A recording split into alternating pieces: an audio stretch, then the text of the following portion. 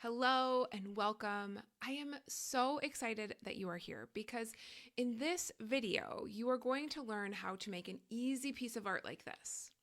So when I made this a couple weeks ago, I was really feeling inspired by sunflowers. It was late summer in western Wisconsin where I live, and I was just seeing sunflowers everywhere. And so I really wanted to work with the colors in a sunflower field.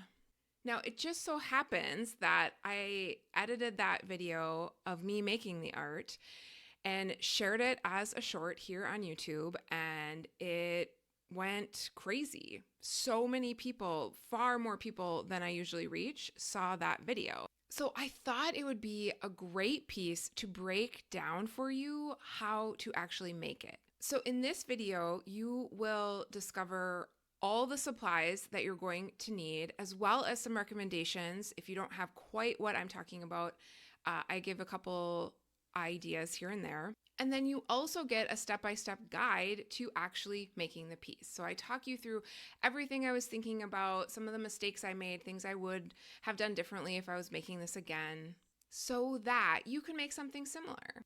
Now, if you find value in this video, I ask that you like this video and subscribe to the channel because these are the best ways that more people like you will find an easy art idea like this one. First, you're going to need some paint sticks, like these little guys. All right, if you are not familiar with paint sticks, let me introduce you because they're totally life-changing. They're kind of like a little glue stick of tempera paint. So they're really easy to use, they're very washable, they dry quickly, and while they are usually marketed to kids, you don't have to be a child to love them. They come in a ton of colors. So there's the classic bright colors. There's also metallics and neons, pastels, earth tones, jewel tones, really everything you can think of. I have a link in the description to all of the art supplies that you'll need, including these paint sticks. And if you want to learn even more about paint sticks, I got into it in my favorite art supplies of this year.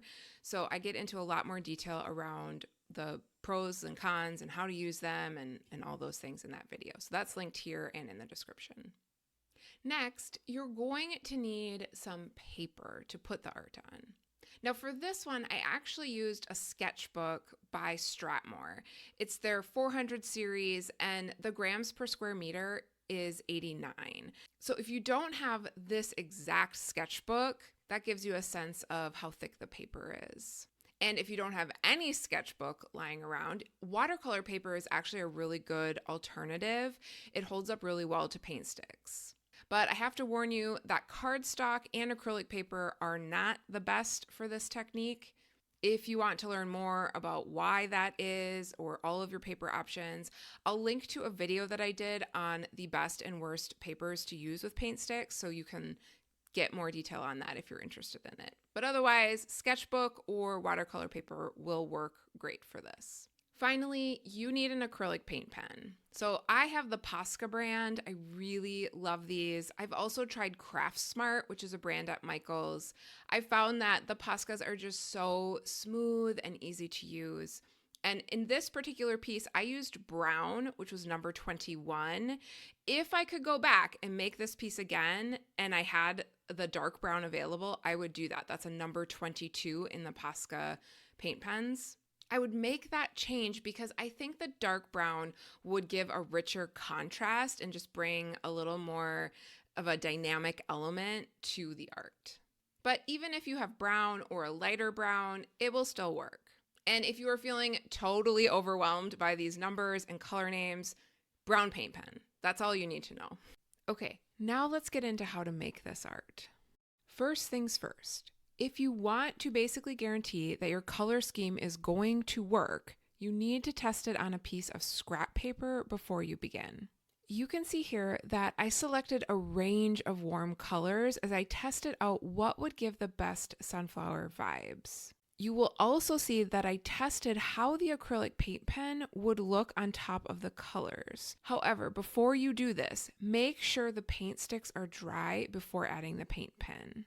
Once I saw all these colors together, I thought both the red and metallic bronze were going to stand out too much.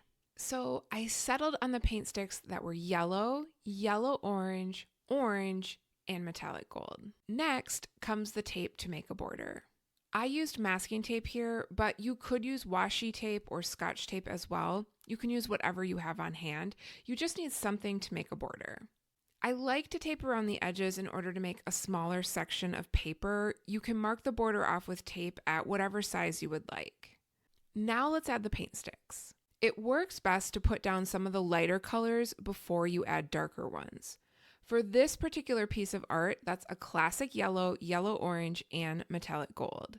You can make any kind of squiggly lines that you would like. This is your chance to let go and have some fun. There really is no right or wrong way to do this. Now for the orange paint stick, which is the darkest color in this piece. I used it sparingly so it doesn't take over. If you put too much of the darkest shade on, you will lose the light base that you put down first.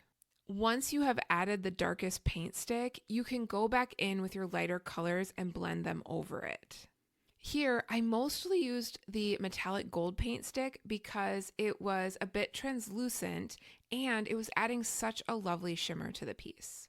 It's worth noting that when you are using wet paint sticks like this, they are going to pick up the other colors, but you don't have to worry too much. It's really easy to clean them by rubbing them on a piece of scrap paper until each one is clean when you're done. Then, when you are finished with the paint sticks, you're going to put your hairdryer on high speed and hot air to speed up the drying process. But you want to make sure the paint sticks are thoroughly dry, so when you add the acrylic paint pen next, it doesn't pick up the paint sticks. Finally, you can add the paint pen. Usually when I add neurographic lines to a piece of art, I relax and let the lines go where they want to go. But on this one, I wanted to see if I could put a little intention behind the lines and make a flower with the paint pen. Once the lines are down, the next step is to draw a border around the outside of the piece right along the edge of the tape. This extra border element will help your piece stand out when you're done. Last, wherever you see two lines crossing, you're going to round out that border with your paint pen. Now, you can watch the rest of this process unfold. It only takes a couple minutes because I have sped up my work some. And then I will be back with a couple more tips for finishing off this piece.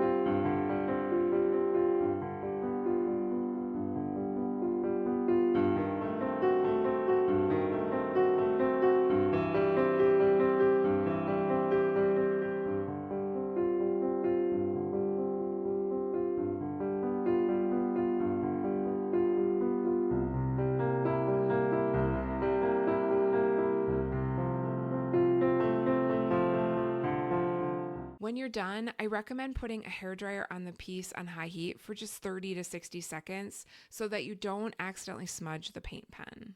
Now you're ready to remove the tape. Go slowly and gently here so the tape doesn't tear the paper. And there you have it. If you are interested in another easy art idea, I recommend that you check out the video that is linked right here. In that video, I share another way to use paint sticks for your art journal or easy art practice. Thanks so much for being here.